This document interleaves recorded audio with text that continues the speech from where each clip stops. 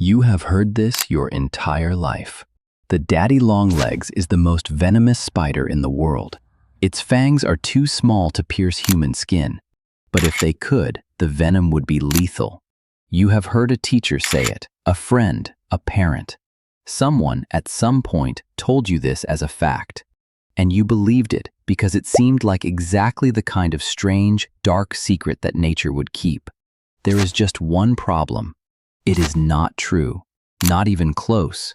And the story of how this myth spread and what the daddy longlegs actually is far more interesting than the lie that replaced it. Today, we are going to settle this once and for all.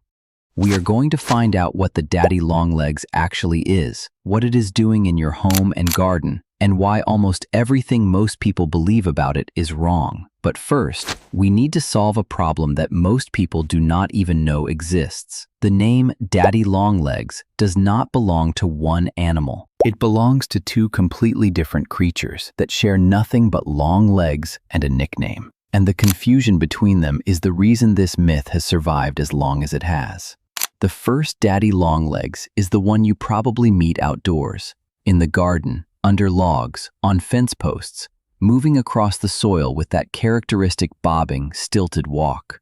Its body is small and oval, its 8 legs extraordinarily long relative to its size, and when disturbed, it bounces rapidly on those legs in a behavior that makes it look almost mechanical. This is the harvestman, an arachnid of the order Opiliones, and it is not a spider. It has never been a spider. It is not even closely related to spiders. The distinction matters enormously, and here is why. Spiders have two distinct body segments, the cephalothorax and the abdomen, connected by a narrow waist.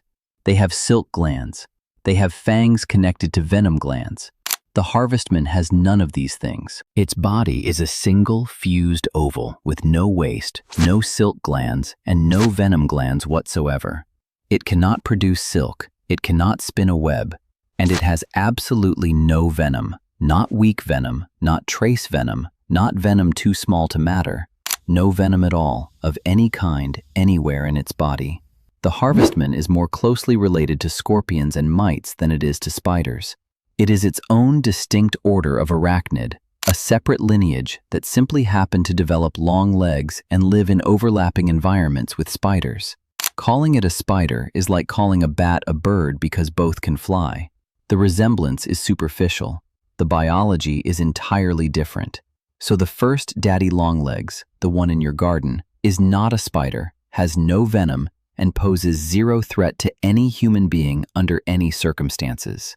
The myth of lethal venom does not apply to it at all, because there is no venom to be lethal.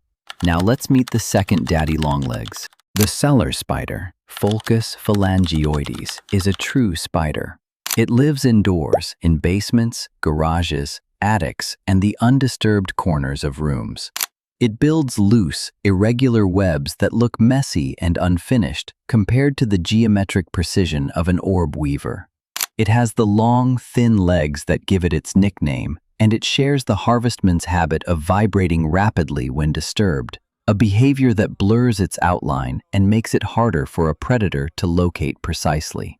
The cellar spider is a real spider with real fangs and real venom. And this is the animal at the center of the myth, because someone, somewhere, attached the most venomous spider in the world claim to it, and it spread from there. Here is what the science actually says. The venom of the cellar spider has been studied. It contains compounds that are effective against the insects and small arthropods the spider preys on. It is not, by any toxicological measure, exceptionally potent against mammals. There is no peer-reviewed research, no documented clinical case, no laboratory study that places cellar spider venom anywhere near the top of the potency rankings for spider venoms. The claim that it is the most venomous spider in the world has no scientific basis. The fang size claim, that cellar spider fangs are too small to pierce human skin, is also not entirely accurate. Cellar spider fangs can and occasionally do pierce human skin. The bites are documented. They cause mild, localized irritation roughly comparable to a minor bee sting, which fades within a few hours. There are no recorded cases of serious medical complications from cellar spider bites in any peer-reviewed medical literature. The myth, tested directly, produces a very ordinary result. In 2004, an episode of the television program Mythbusters addressed this claim directly. The hosts allowed cellar spiders to bite them on camera. The spiders did bite. The bites produced minimal, short-lived irritation. No serious reaction occurred. The myth was rated as busted, and yet it continues to circulate because myths of this kind have a persistence that facts rarely match. So both animals are harmless, both are misidentified, both are feared for reasons that do not survive scrutiny. But here is what makes this story relevant to your home and garden specifically, because both of these animals are doing something valuable in the spaces they inhabit. And understanding what that is changes everything about how you respond when you find them. Let's start with the harvestman in your garden. The harvestman is an omnivore, one of the very few arachnids that does not rely exclusively on prey. It feeds on decomposing plant matter, fungal spores, small insects, and the eggs of other invertebrates. This makes it a genuine decomposer as well as a predator, contributing to the breakdown of organic matter in your soil while also consuming pest insects and their eggs. It does not build a web and wait. It actively patrols. It moves across the ground surface, under leaf litter, through low vegetation, hunting and foraging continuously.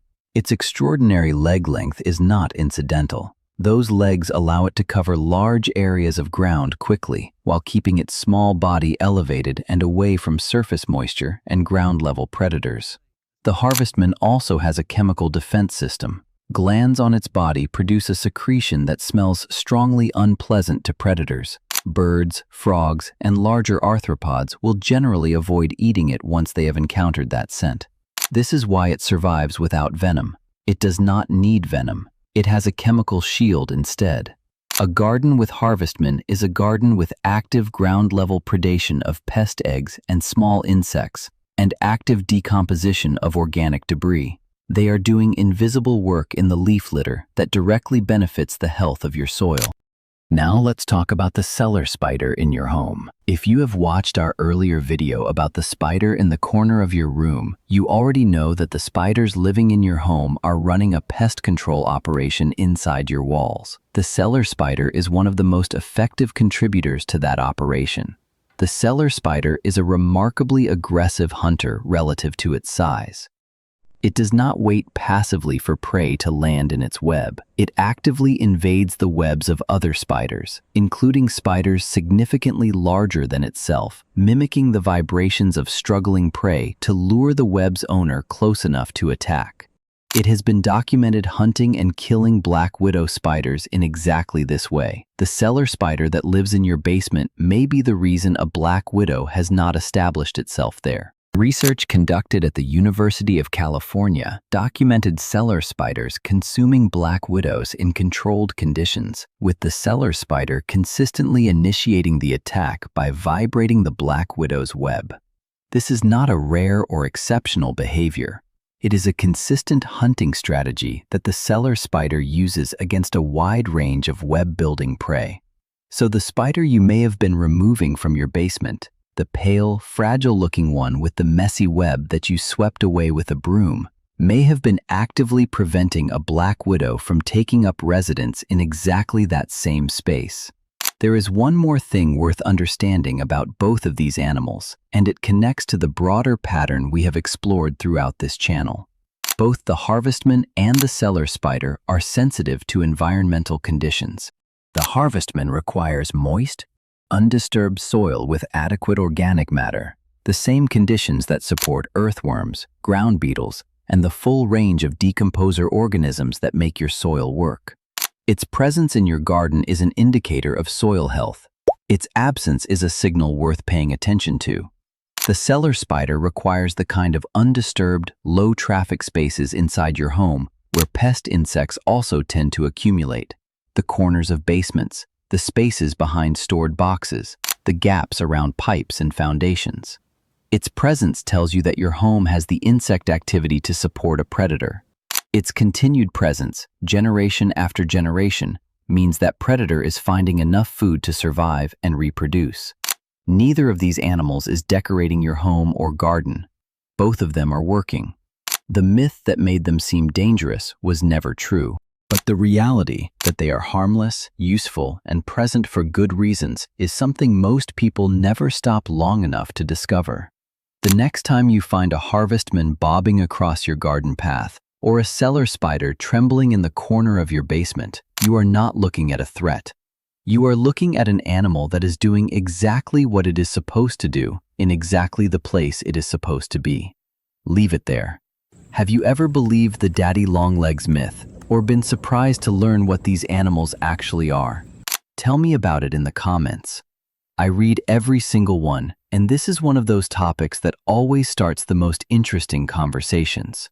And if today was the day you stopped seeing long legs and started seeing what is actually there, then something just shifted in the way you look at the small things around you. That shift is exactly what this community is built on. I'll see you in the next one.